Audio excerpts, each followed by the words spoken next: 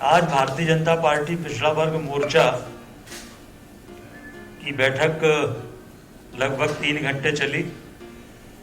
जिसमें माननीय मुख्यमंत्री जी,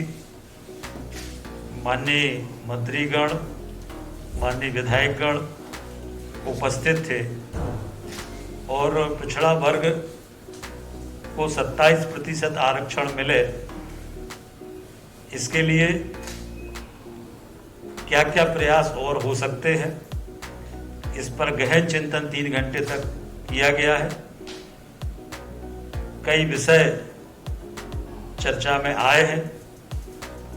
और सरकार पूरी ताकत से ये कोशिश करेगी कि मध्य प्रदेश में पिछड़ा वर्ग जो हमारा समाज है उसको 27% आरक्षण मिले। पर जैसा आप सब जानते हैं कि लोकसभा चुनाव के समय कमलनाथ जी की सरकार ने 8 मार्च 2019 को पिछड़ा वर्ग को आरक्षण देने का नाटक किया। 10 तारीख को उस पर रिट लग गई, 10 मार्च को, और 19 मार्च को जो एडवोकेट जनरल हैं उन्होंने न्यायालय में उपस्थित होकर कहा कि ये पीएससी में 14% आरक्षण ही रखा जाए, 13% रोका जाए। ये एडवोकेट जनरल ने न्यायालय में कहा। उसके बाद कांग्रेस सरकार की तरफ से 1 साल तक कोई प्रयास नहीं हुए,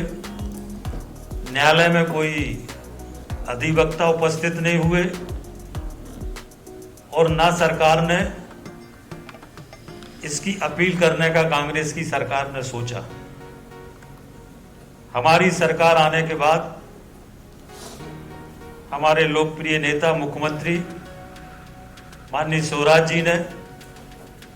पिछड़ा वर्ग को आरक्षण मिले, इसके लिए गंभीरता से प्रयास किए और उच्च न्यायालय में हमारी ओर से भारत के सॉलिसिटर जनरल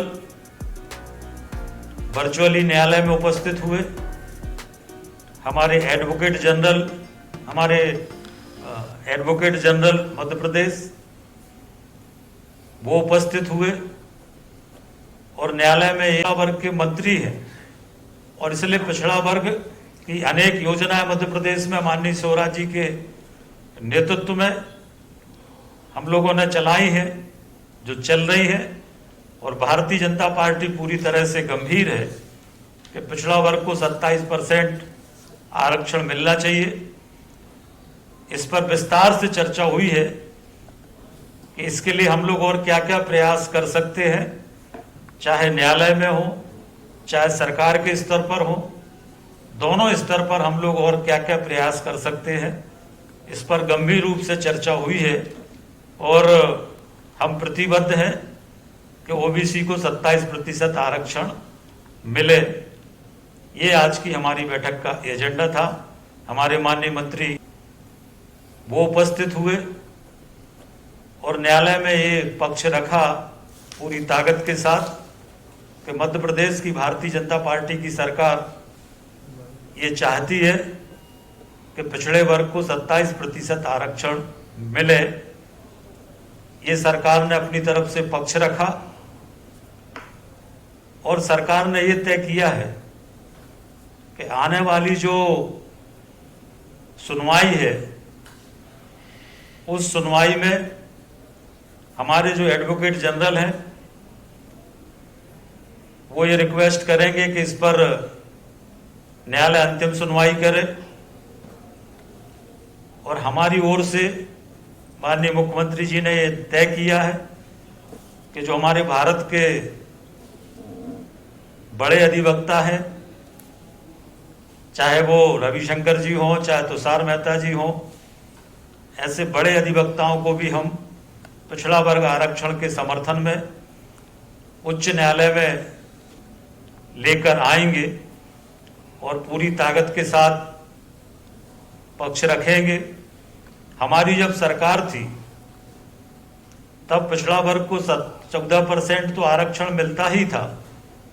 और उसके बाद नौकरियों में जो मेरिट में पिछड़ा वर्ग के लोग आते थे उनको मेरिट के आधार पर भी स्थान मिल जाता था। परंतु कांग्रेस की कमलनाथ जी की सरकार ने कैबिनेट से निर्णय कर दिया कि 14% से ज्यादा आरक्षण नहीं मिलेगा। तो जो पिछड़ा वर्ग के लोग मेरिट में भी आ रहे थे, जिनको मेरिट के आधार पर मिलना था, वो आरक्षण भी नहीं मिल पाया। तो एक तरह से पिछड़ा वर्ग का आरक्षण रोकने का काम कांग्रेस की सरकार ने किया है।